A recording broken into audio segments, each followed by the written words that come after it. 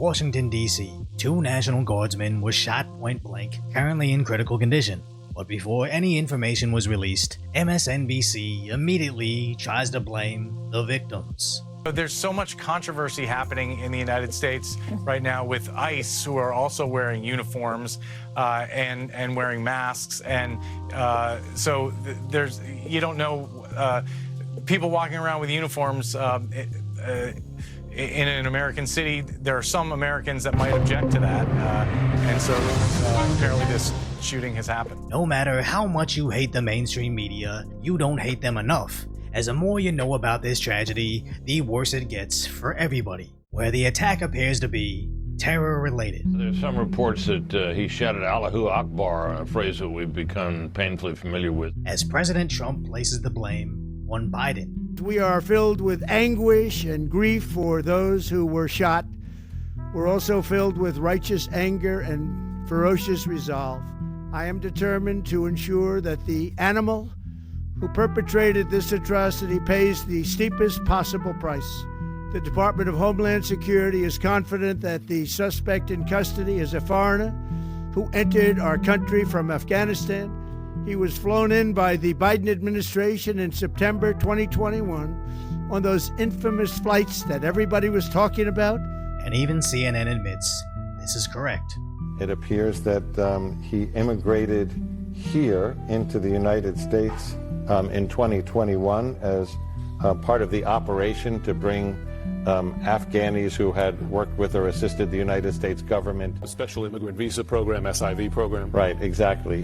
This was the Allies Welcome program. CNN seems so reluctant to admit this, as letting the shooter in during Operation Allies Welcome places the blame solely on Biden, as Allies Welcome sounds positive if you're actually vetting the individuals being admitted into America. But back in 2021, CNN ran the Facts First headline that they're not letting in unvetted refugees. Biden's press secretary parroted this lie.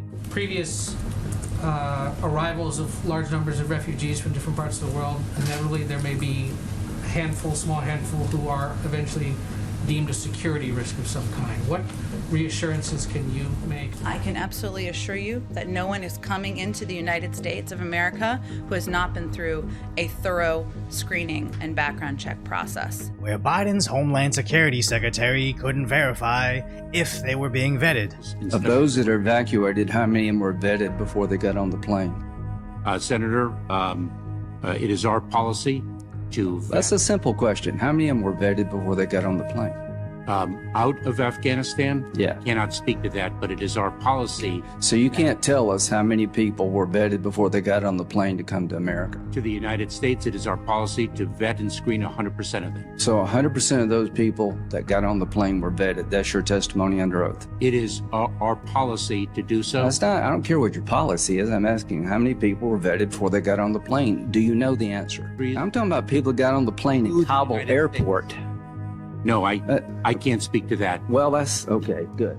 And a Republican senator actually confirmed they were just packing the planes full. But later that DHS head said he was proud of this.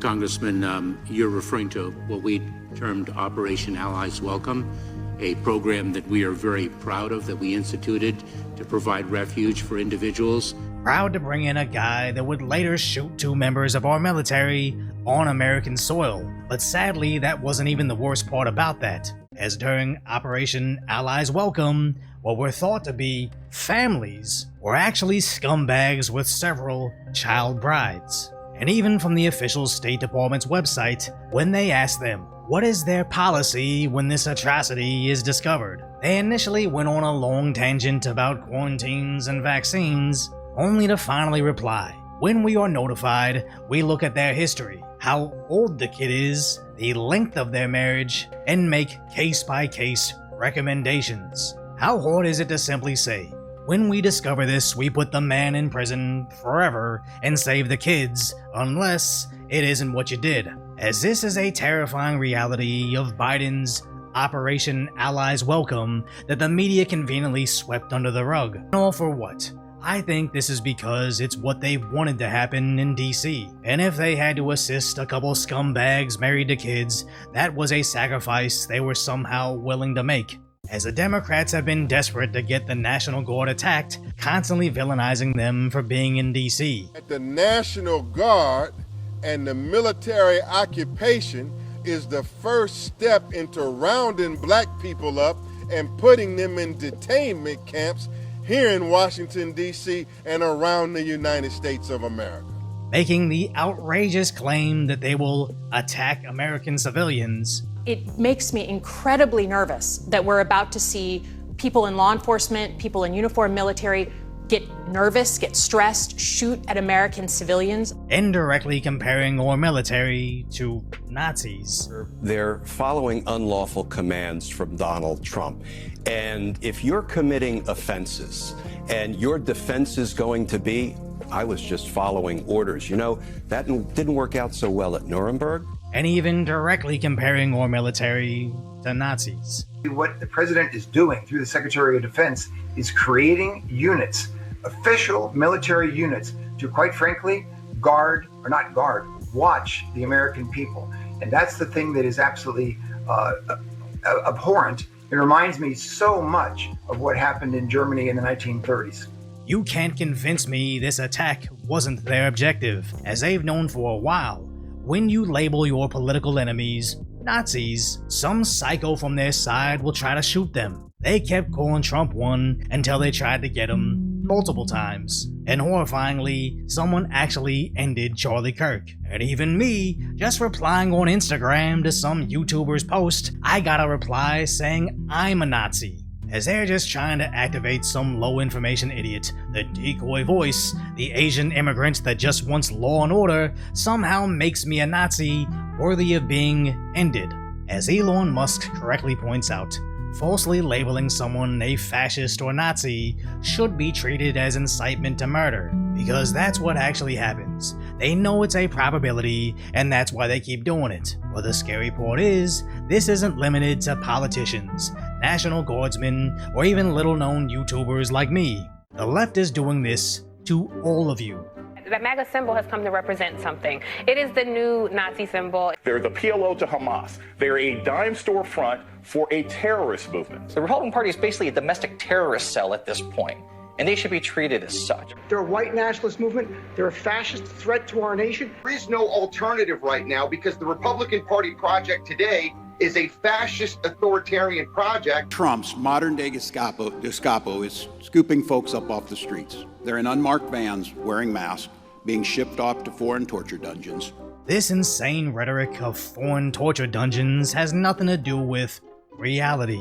As if it were true, I'm sure the media will be playing that footage on primetime loop, and the simple fact that they aren't just proves they're not trying to save illegals from dungeons. They're just trying to dehumanize anybody that doesn't buy their lies. So much that even Americans are taking to social media to celebrate our soldiers being shot. National Guard member just got shot today, and that it's a good fucking wake up. Even calling this getting kirked, as in Charlie Kirk.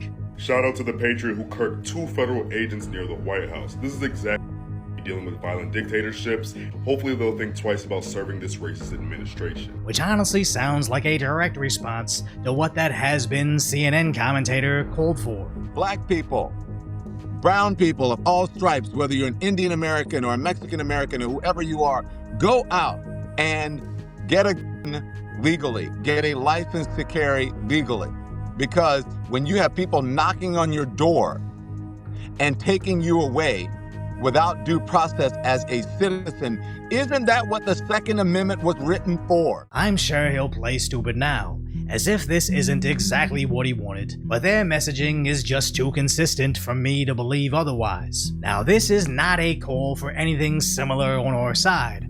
I just want us to loudly call them out for their insane antics, as the more they try to justify our own soldiers to be harmed by foreign forces led in by Biden, the more the remaining moderate liberals will finally see them for who they really are. As remember, After Charlie Kirk was assassinated and crazy leftists celebrated on social media, how many regular Democrat by default types finally realized their side went insane, completely leaving the left forever? As with tragedies like these, I don't necessarily want to plug my channel or even provide lighthearted commentary. I just hope you take this information and share it on Thanksgiving, especially those horrific details about Biden's Operation Allies Welcome, as it definitely happened. The media just pretended it didn't.